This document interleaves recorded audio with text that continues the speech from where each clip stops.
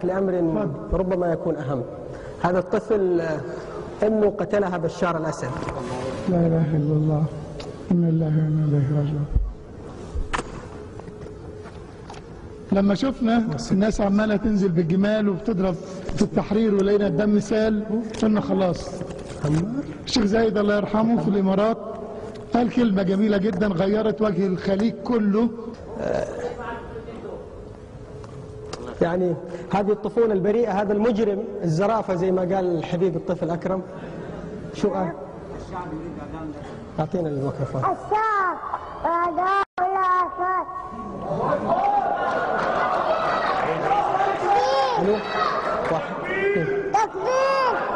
تكبير تكبير تكبير تكبير تكبير تكبير تكبير. الشعب فريق أعداء الأسد. الشعب أعداء الأسد. الشعب أعداء الأسد. الشعب فريق أعداء الأسد. الشعب فريق أعداء الأسد. ادعونا بالشفاء مع مرض الكبد. الشعب أعداء الأسد. الشعب فريق أعداء الأسد. الشعب أعداء اسمك ايش الأسد. حبيبي؟ اسمك ايه؟ اسمك ايه؟ عمر. عمر. ادعو ايضا لعمر بالشفاء، عنده نعم مرض الكبد. الشعب فريق أعداء الأسد.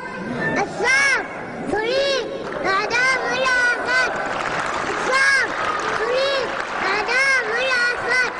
كم الشعب عمرك يا عمر؟ كم عمرك؟ سنة؟ اثنين؟ 4. الدكتور عبد العال وينه؟ وين رائد الطب الشعب البديل؟ فريق وين الدكتور أعداء عبد العال؟ الأسد. دكتور؟ وين الدكتور عبد العال؟ مشى؟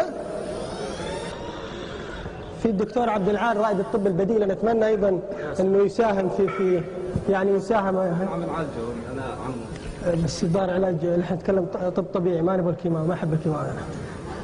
يا حبيبي يلا الله يشفيك، الله يشفيك يا بطل.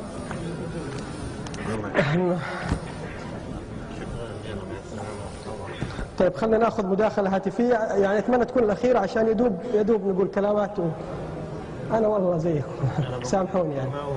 طيب فضيلة الشيخ